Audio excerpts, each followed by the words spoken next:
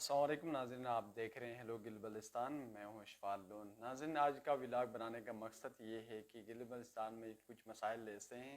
جس کا رجحان بہت زیادہ ہو چکا ہے اور گل بلستان کے عوام مکمل طور پر تنگ و دست ہیں۔ سب سے پہلے گل بلستان میں گندم کی جو ہے وہ کٹوتی کی گئی ہے، کوٹا کٹوتی کی گئی ہے، اور اس کے ساتھ اس کی جو پرائس ہے مکمل پرائس میں اضافہ ہو چکا ہے۔ گل بلستان میں سب سے پہلے تو 1600 کی بوری ملتی تھی ڈائمنڈ کی، جو سبسڈائز گندم تھی وفاق کی طرف سے، پاکستان کی طرف سے، لیکن آج اس کو بڑھا کر 2000 روپے کیے گئے ہیں، اور جس پر ہمارے گورنر گل بلستان مہدی شاہ صاحب نے وفاق کے ساتھ وفاداری کی روایت کو نبھاتے ہوئے انہوں نے کہا کہ 2000 کی گندم ہر کوئی خرید سکتا ہے اور میں بھی خرید کے کھا سکتا ہوں۔ اور مہدی شاہ صاحب کو اس وقت میں اس ولاگ کے توسط سے یہ کہنا چاہوں گا کہ مہدی شاہ صاحب اور عام لوکل ایک مزدور میں فرق ہے، کیونکہ وہ ایک وزیر اعلیٰ بھی رہ چکے ہیں، اسلام آباد میں 15 سے 20 کروڑ کی کوٹھی میں بھی رہ رہے ہیں، اور ان کا موجودہ گورنر ہونے کی حیثیت سے بھی ان کا ایک سٹیٹس ہے، ان کے انکم سورس سے ایک غریب کا نہیں ہو سکتا۔ میں اس کا جواب یہ ہے۔ اور دوسری طرف یہ ہے کہ گل بلستان میں سب سے پہلے تو سبسڈی کم کی گئی، اور اس کے بعد اس کی جو گندم کا کوٹا تھا اس پہ کٹوتی کی گئی ہے۔ یہ ایک المناک ایک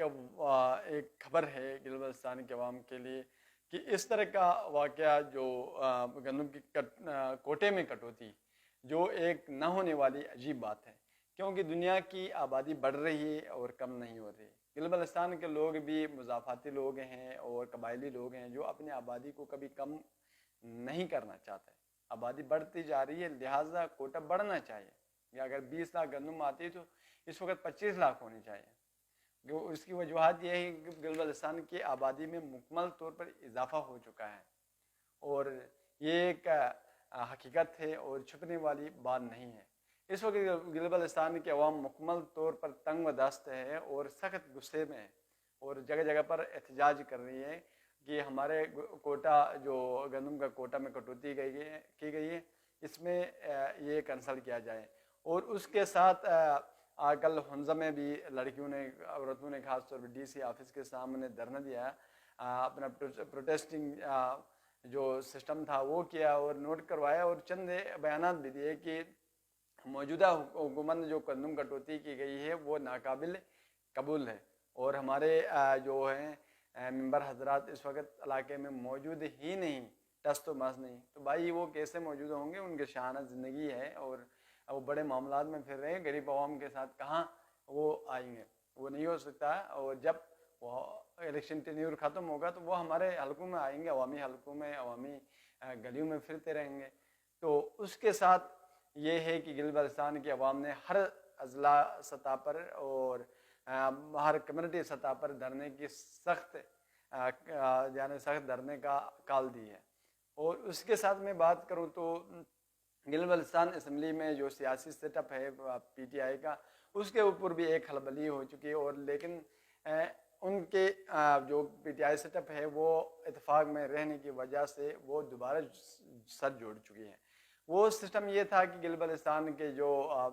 اسپیکر گل بلستان لیجسلیٹو اسمبلی تھے جناب امجد زیدی صاحب، ان کا ایک سیاسی کمٹمنٹ ہوا تھا 2020 کا جب الیکشن ہوا تھا، اس وقت کہ 5 سال کے ٹینیور کے اندر 2.5 سال وہ گزاریں گے ایز اے اسپیکر گل بلستان، اور دوسرا جو 2.5 سال کا وہ جو ٹینیور تھا وہ ڈپٹی اسپیکر نذیر احمد صاحب ایز اسپیکر گزاریں گے۔ یہ جب 26 مئی کو اس کا ٹینیور ختم ہو چکا تو ڈپٹی اسپیکر نے اس کے اوپر بات اٹھائی کہ لہٰذا ان کا ٹینیور پورا ہو چکا ہے، اب اقتدار مجھے دی جائے، جس پر امجد زیدی صاحب بھی ڈٹ گئے، اور انہوں نے بیانات بھی دی، کوئی مائی کا لال مجھ سے اٹھا نہیں سکتا، اگر کوئی سیاسی کمٹمنٹ ریٹن بیس پہ ہے تو میرے سامنے لایا جائیں اور میں اس کو اخلاقاً میں اس سے یعنی مستعفی ہو جاؤں گا۔ لیکن ہوا ایسا بھی کہ ایسا ہو کر رہ گیا کہ ان کا ایز اسپیکر مستعفی ہو چکے، اور نذیر ایڈوکیٹ دوبارہ ایک اسپیکر بن چکے ہیں۔ اور کچھ لوگ یہ کنسرنس پیش کر رہے تھے کہ گل بلستان میں وزیر اعلیٰ کی سیٹ چلی جائے گی، لیکن ایسا نہیں ہوا۔ جہاں تک شمس لون اور وزیر سہیل موجود ہیں، پی ٹی آئی کو کچھ بھی نہیں ہو سکتا، کیونکہ ان کے اندر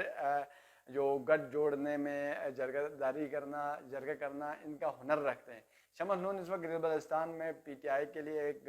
گوند کیا کہ شکل اختیار کر چکا، جو ہر معاملات کو سنبھال کر گلگت بلتستان کی سیاسی set up P T I کی جوڑنے میں اہم کردار ادا کرتے ہیں۔ اسی کے ساتھ ایک اور خبر یہ ٹاپ ٹرینڈ پہ جو ہے وہ یہ ہے کہ گلگت بلتستان میں جو 14 اسکیل سے اوپر کے جو ایف پی ایس سی کے تھرو جو پیپر ہو رہے تھے،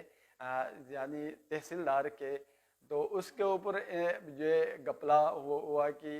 ان کے جو پیپر تھے، جو پیپر تھا وہ وہاں سے آؤٹ ہوا،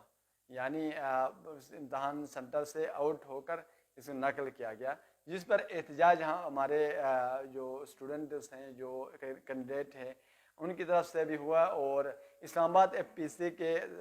سامنے بھی ہوا، اور جو ہمارے گلگت بلتستان کے کینڈیڈیٹ آج کے دور میں کافی تیز ہو چکے ہیں، جی بی ہاؤس کے سامنے میں نے سنا وہاں تک جا کے انہوں نے اپنا دھرنا دیا، اور برو ہو کر اس کا کمٹمنٹ ہوا وہ چلو آ جائے گی۔ یہ تھے آج کے سیاسی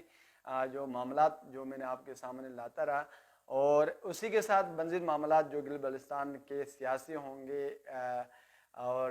سماجی ہوں گے، کاروباری ہوں گے، ان کے ساتھ ان سارے معاملات کو آپ کے سامنے لاتے رہیں گے۔ اسی کے ساتھ اپنے میزبان شفال لون کو اجازت دیجیے، اللہ حافظ۔